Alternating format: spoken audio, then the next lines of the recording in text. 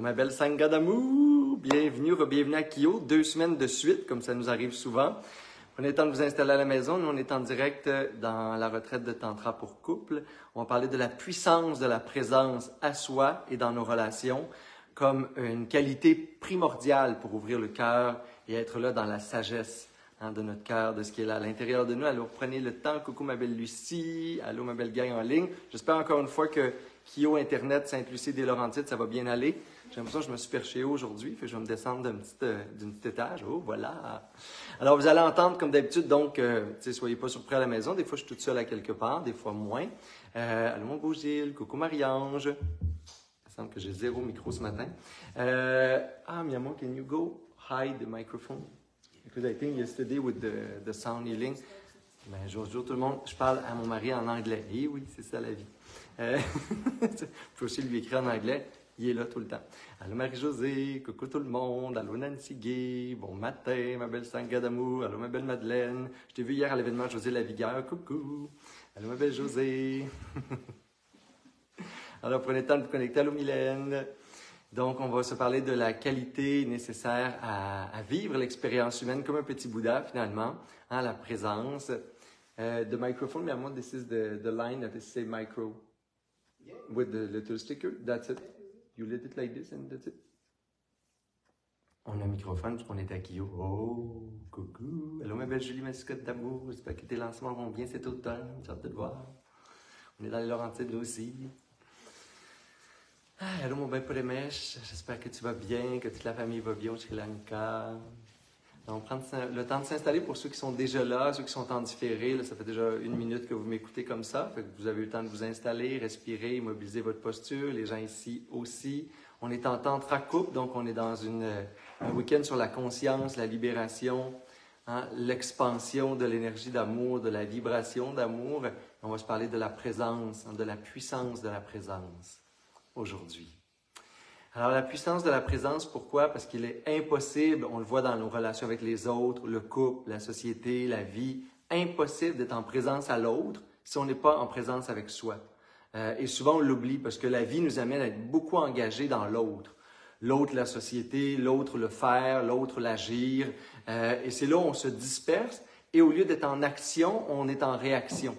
Et dans la relation amoureuse, si on n'est pas guidé par l'amour et la conscience, on est souvent guidé par nos anciennes habitudes. Les habitudes, ils viennent de quoi? Les habitudes les plus fortes dans la vie, si on n'est pas en présence, ils viennent de nos traumas. Ce qui est le plus imprégné dans notre cerveau, c'est les dangers les plus puissants pour notre intégrité, pour notre corps, pour notre cœur. Qui est normal dans la vie qu'on soit toujours finalement comme un petit animal en train de vouloir se protéger. Fait qu'on se défend quand quelqu'un a une opinion contraire parce que des fois, on a de la misère à l'estime de soi puis l'amour-propre quand quelqu'un a une opinion contraire à nous puis on s'est fait critiquer. On montre toujours nos plus beaux côtés devant les gens ou en société pour pas justement être vu négativement ou déplaire et ainsi de suite.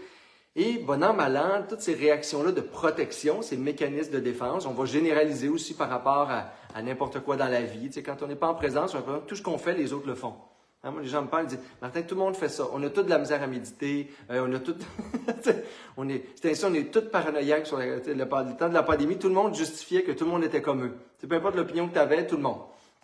Ça fait que c'est un autre mécanisme de défense, la généralisation. On pense tous on a tous l'impression qu'on l'a tous vécu comme ça. Donc, ça parle de la généralisation souvent ou toutes les habitudes plus compulsives du manque de présence. C'est parce que je ne suis pas capable d'être validé par ma propre expérience. Et c'est dommage parce que l'énergie du cœur, l'amour, tout ce qui est affectif, tout ce qui est beau à l'intérieur de nous, ça va demander de la présence. C'est impossible de libérer le meilleur de nous si on n'est pas présent à nous. Et si on n'est pas en présence, encore une fois, ce qui va se libérer, c'est ce qui est déjà ancré en nous, par automatisme. Et c'est pas le meilleur de nous, l'automatisme. L'automatisme, c'est le cortisol, c'est le stress, c'est l'instinct de survie, c'est nos instincts, c'est nos pulsions, c'est nos compulsions. Et ça va nous amener souvent à saboter nos relations, à être impatients, à dire des choses qu'on ne voudrait pas, à se fermer sur nous-mêmes, et ainsi de suite. Fait que dans la relation humaine, parce qu'on est vraiment bombardé de relations humaines, là, il y a quelque chose qu'on a sous-estimé, qui est la solitude. Et la présence demande quelques petites choses, quelques petits ingrédients. qui aident à la présence. La solitude, le silence et la nature. C'est probablement les 3 grands ingrédients dont notre quotidien ou notre vie devrait être saupoudré au maximum. Et les 3 ensemble, là, encore une meilleure recette. Donc, seul, en nature, en silence. Et on va se rendre compte, plus des fois on médite, même votre 20 minutes par jour de méditation, plus vous allez vous rendre compte que même quand vous faites silence, ça parle à l'intérieur. Fait que la qualité de présence, elle est très peu là. C'est comme si on avait toujours une télévision verte, là. Puis ça parle en dedans, ça parle à l'extérieur, j'agis en plus de ça par automatisme, il y a des choses qui bougent autour. Il faut se dire, la présence ultime, c'est difficile. C'est comme, ça demande un entraînement. Ça veut dire, il faut comme s'arrêter, respirer, puis être là. Puis là, il y a comme quelque chose qui est toujours bon en dedans. Même si ça s'agite, puis il y a des pensées négatives, l'état d'esprit, la présence dans le bouddhisme, c'est l'état d'esprit. C'est comme si c'était ce qui allait habiter, le réceptacle. C'est la conscience. Et dans ça, il peut y avoir même des pensées plus négatives. Il pourrait y avoir une compulsion, un jugement, un peu comme dans le corps. Si je tourne mon regard sur mon corps avec amour, il y a toutes sortes de sensations en ce moment dans mon corps. Moi, ça fait comme 15 retraites de suite que je vis de week-end. Les semaines, aussi, j'anime en ligne chez nous, assis. Puis vous aussi, après un week-end comme ça, on est assis sur le sol, en posture jambes croisées. Le dos, les jambes, etc., la fatigue, peu importe. Mais tout ça, ça n'a aucune importance dans la qualité de présence que je peux avoir. On va s'engager dans le bouddhisme à dire, peu importe l'adversité, la qualité des gens qui m'entourent, mes propres pensées, mes propres sensations, la texture intérieure, comme la vibration intérieure, la qualité de présence va définir qui je suis. Le qui suis-je, l'être, finalement, c'est pas les manifestations du corps qui sont normales, des sensations, des douleurs ou non. C'est pas ce qui est déjà ancré dans mon esprit par habitude mentale. C'est même pas mes réactions. Des fois, je suis même pas mes comportements. Des fois, on agit et on dit, mais c'est pas moi, ça. La présence, ça nous permet de pas être dans nos plus bas instincts, de pas être la plus petite version de nous-mêmes, finalement. C'est comme si on se regardait, mais avec amour. Et ça, c'est important. La qualité de présence, c'est de se voir constamment, de se sentir de l'intérieur, de faire l'expérience de la vie, de l'autre, de l'amour, de la relation, à partir du centre de l'être. Là où ça goûte bon vivre. Là où, dans le bouddhisme, on dit qu'il y a toujours un Bouddha à l'intérieur. Peu importe, il n'y a pas toujours un dude assis en indien avec un petit sourire sur un lotus, c'est pas ça l'idée. Il y a toujours, à l'intérieur de nous, Bouddha, ça veut dire celui qui s'éveille à sa vraie nature. Notre vraie nature, il y a toujours une clarté, une présence, il y a toujours un espace paisible. C'est comme si dans le bruit, il y avait toujours un silence. Parce que le bruit, finalement, il naît du silence. Et il va mourir dans le silence. Fait que l'agitation, les émotions négatives, les pensées, ils naissent et vont disparaître et se transformer dans un état de clarté de conscience, aimante, bienveillante et pure. Ça, c'est nous. C'est Bouddha en nous. Et si je ne suis pas présent, et si je ne donne pas une profondeur à ma présence, c'est comme si je n'allais jamais me déposer au centre de mon être. Là où c'est déjà comme ça. Là où il n'y a plus d'efforts à faire, je dois juste tout lâcher. Et à partir de là, je peux vivre, agir, parler et même penser. C'est comme si la source de l'être, c'est comme un puits. Il faut descendre, mais au lieu d'un trou noir, tout d'un coup, il y a un espace lumineux, il y a un sanctuaire, il y a un refuge. Je reviens à la maison, je suis au cœur. Je suis en présence. Souvent, je voulais faire une intervention dans le cadre d'une retraite sur le tantra, sur ça, et en ligne, parce que souvent, la présence, on a dit présence à l'autre, présent au moment. Tu sais, même quand on dit le moment présent, les gens ont l'impression qu'il faut que ce soit présent au moment. Ben oui et non. Tu sais, le moment comme un état vécu intérieurement, comme tout se vit à partir de moi. Et c'est cette nuance-là, tout d'un coup, qui fait toute la différence. C'est comme le temps existe, l'expérience existe, l'autre existe, et l'expérience, elle est intérieure. Il n'y a pas de présence sans intériorité. Et ça veut dire moi avec moi. Ça veut dire moi avec ce qui est là.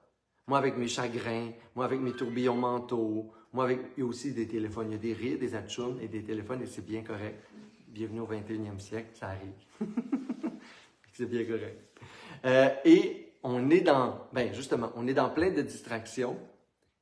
Et notre travail, c'est de se ramener à la présence. Les distractions ont le droit d'exister. C'est le meilleur exemple. En méditation, quelqu'un va te choumer, Il y a toujours quelqu'un. Moi, je sais, toutes les fins de semaine du monde, il va y avoir des gens qui vont avoir un cellulaire oublié, un téléphone à quelque part, qui ont besoin d'un pagette d'urgence à l'époque. J'ai remonté de 20 ans. Et notre job, et la vie va passer ici même en nature. Moi, j'ai déjà animé une retraite à Kyo. Et il y avait quelqu'un, mais là, Lise, la belle propriétaire, toute l'équipe d'amour, c'est pas pour dire Kyo, il y a du bruit, il n'y a jamais de bruit. Une fois, c'est arrivé que quelqu'un faisait comme de la chainsaw. Il y a quelqu'un à côté qui faisait son bois. C'est correct, on l'accélère un peu ça faire son bois, ça veut dire tu prends les arbres morts, etc. Mais là, toute la fin de semaine, on est en retraite bouddhiste, en silence, puis dans des enseignements. Qu'est-ce qu'on a à faire? Ça, c'est un exemple, c'est comme ça représente tout. Mon boss, le monde, la photocopieuse qui marche pas, le trafic, c'est comme cette chaîne soleil est devenue symbolique de tout ce que j'avais à transformer pour rester dans ma paix. Fait que l'idée, c'est comment ma qualité de présence peut tout transformer. Comment ça, à l'intérieur de moi, est le seul refuge. Dans le bouddhisme, on appelle ça la prise du refuge, la présence. C'est comme si peu importe le facteur extérieur, et en couple, on est constamment dans une espèce de fusion, symbiose, extraction de la symbiose, retour à la symbiose. Et si on se perd là-dedans, c'est facile de se perdre. On est en symbiose avec la vie, le monde, notre job, on s'identifie. Dès qu'on s'identifie à quelque chose, moi, dans un couple, je deviens Martin Bilodeau dans un couple, à l'extérieur, je deviens autre chose. Je perds ma présence. Parce que là, je joue un rôle, je joue une fonction.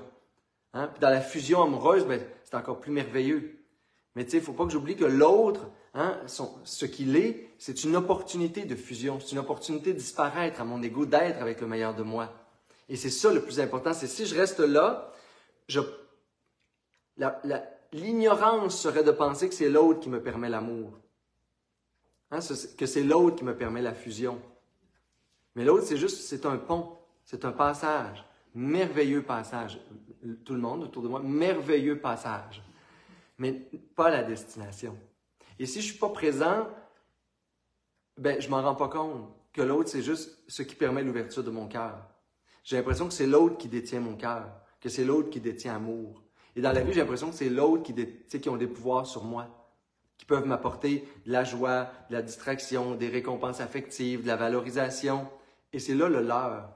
Ils sont des miroirs merveilleux et des objets magnifiques d'être en relation, qui me permettent en moi de trouver ce qui me manquait. Mais c'est en moi. Et si je n'ai pas cette qualité de présence-là sur soi, je vis constamment prisonnier du miroir et de la prison de l'autre. Parce que tout mon pouvoir se tourne sur l'extérieur et toute ma présence, et donc l'attachement, et donc la souffrance, est tournée sur l'autre. Et ça, dans le bouddhisme, ça s'appelle la racine de l'ignorance et la saisie du soi. La source de toutes nos souffrances, mes amis d'amour. Et pour s'en libérer, une clé, la présence. Et c'est ce qu'on va faire tout de suite pour rentrer dans le cœur, dans cet espace-là. C'est aussi simple que ça, la pratique d'aujourd'hui. On reste là.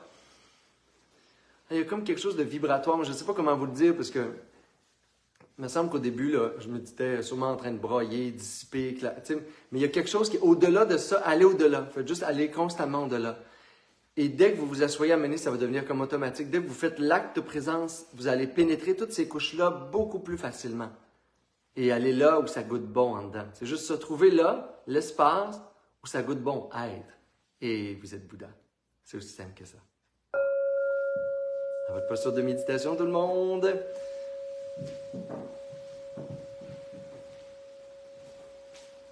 On va prendre 2 ou 3 belles grandes respirations profondes avec le corps immobile.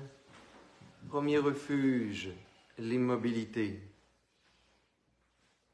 dans lequel je respire. L'immobilité qui me permet d'être sans effort, sans distraction, sans rien à faire. Et je contemple cette immobilité du corps.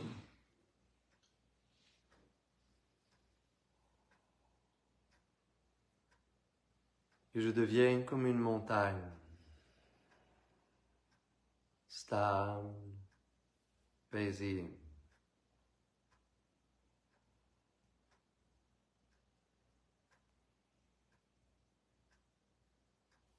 En équilibre.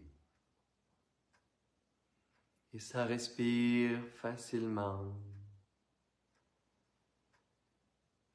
Je contemple pour un court instant juste le souffle.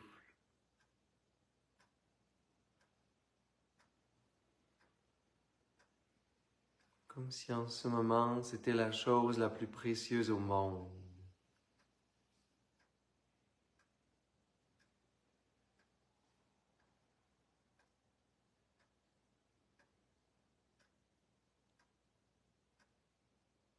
Et j'apprends à me réjouir dans la présence, à la respiration.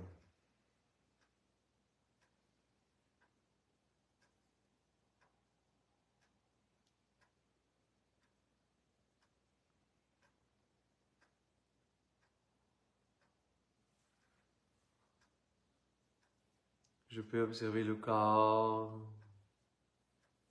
sans m'attacher aux sensations, sans m'identifier au corps, juste observer ce qui est là.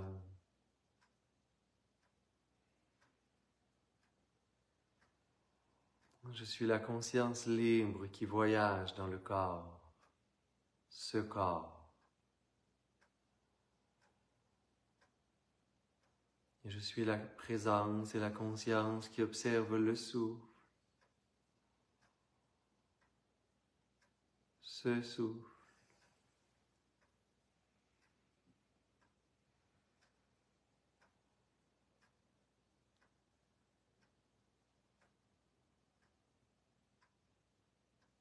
Et bien qu'il y ait des pensées, je ne m'y attache pas. Bien qu'il y ait même peut-être des images intérieures, je les laisse voyager librement.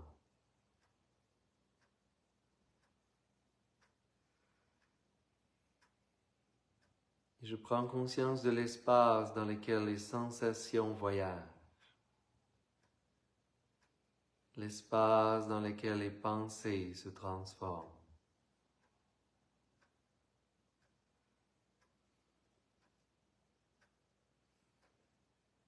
L'espace dans lequel les émotions circulent.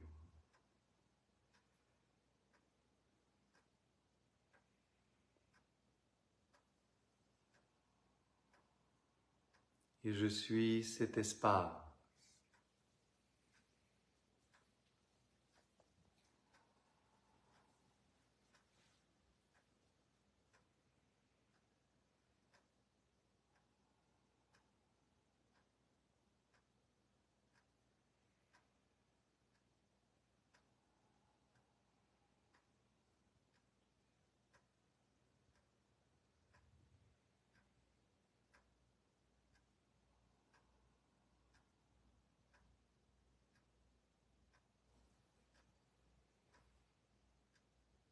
Et je laisse les sensations être et les pensées être.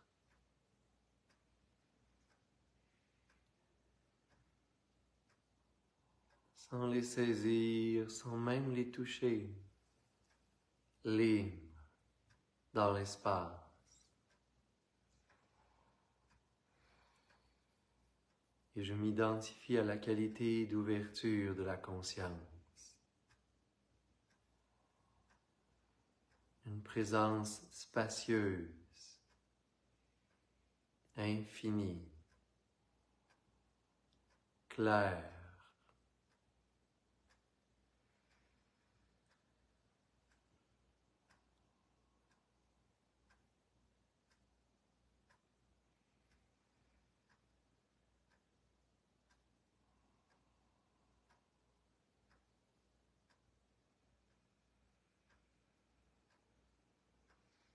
J'essaie de me laisser déposer comme au centre de cet espace, comme s'il y avait un centre de gravité.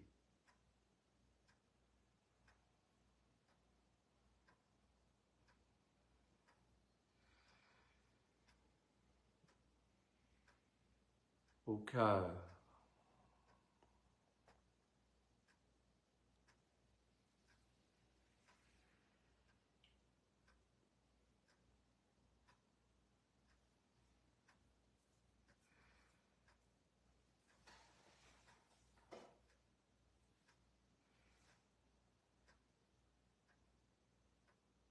C'est un peu comme revenir à la maison. Je rentre dans un lieu intérieur. tout est calme, paisible. Il y a une clarté de conscience, une radiance de joie.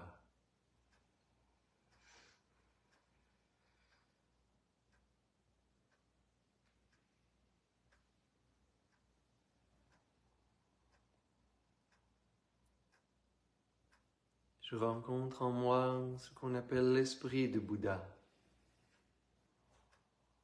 ou peu importe le nom qui sonne vrai pour vous, la claire présence.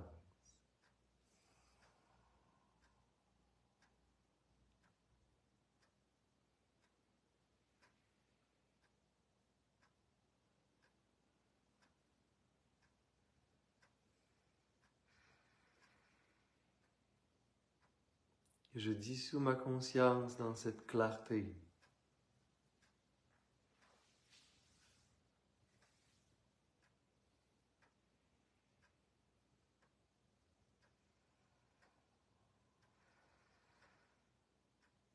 Et tout est vécu et ressenti à partir de cet espace, au centre de l'être.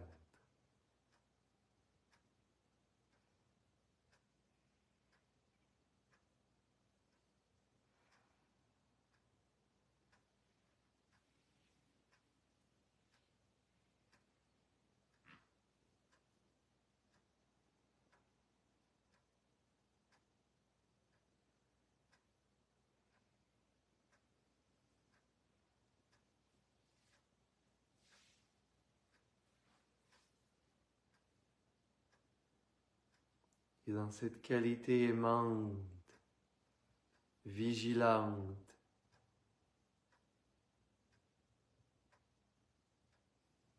je contemple tout de l'intérieur.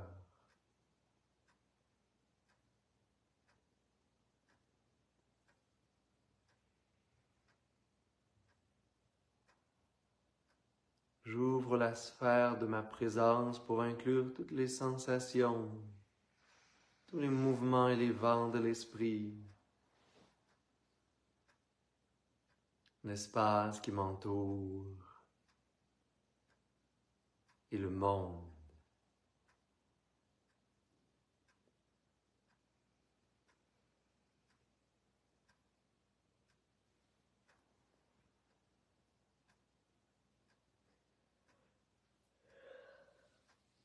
Et j'en fais l'expérience à partir de ce point, dans cet espace de puissance et de présence à l'intérieur.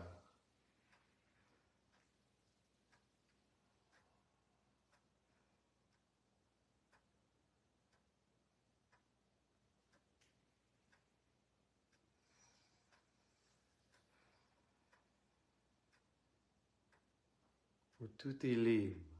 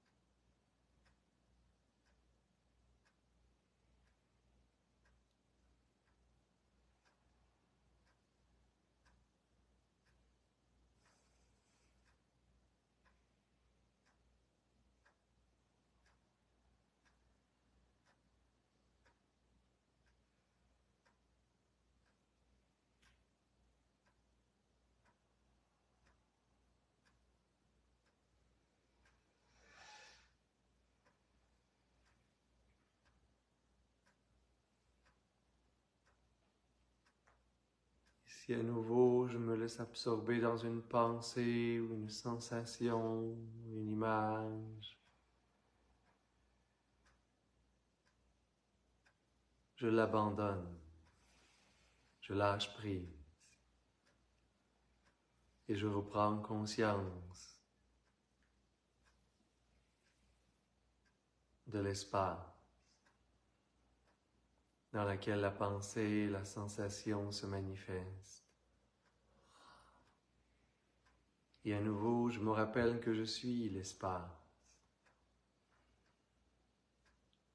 Je suis la claire présence dans une sphère infinie de conscience,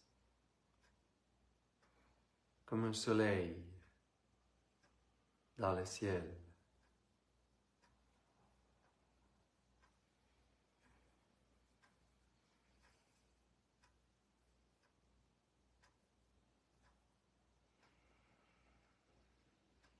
J'essaie de faire l'expérience des qualités de mon essence que je retrouve,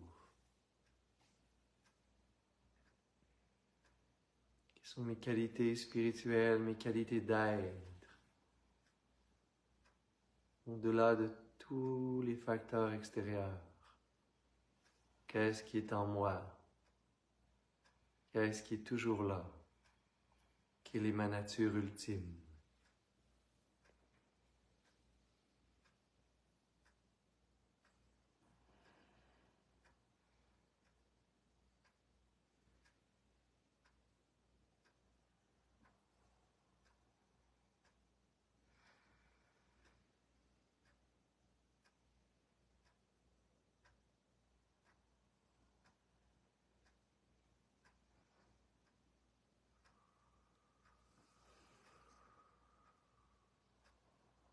Et ça respire facilement.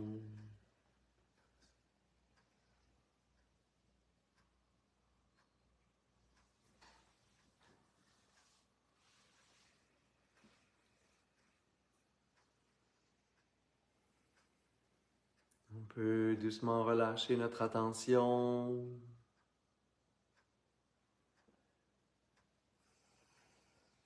Prendre une ou deux belles respirations profondes. Amener un léger sourire sur les lèvres. On peut amener les mains en namasté, les frotter légèrement ensemble.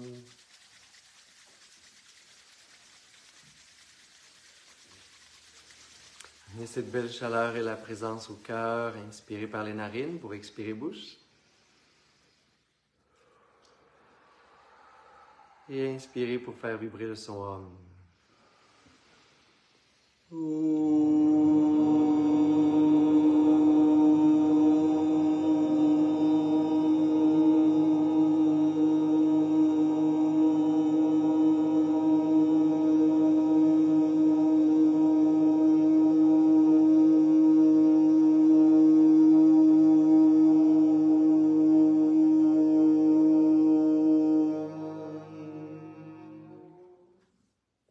Namasté, mes beaux amours.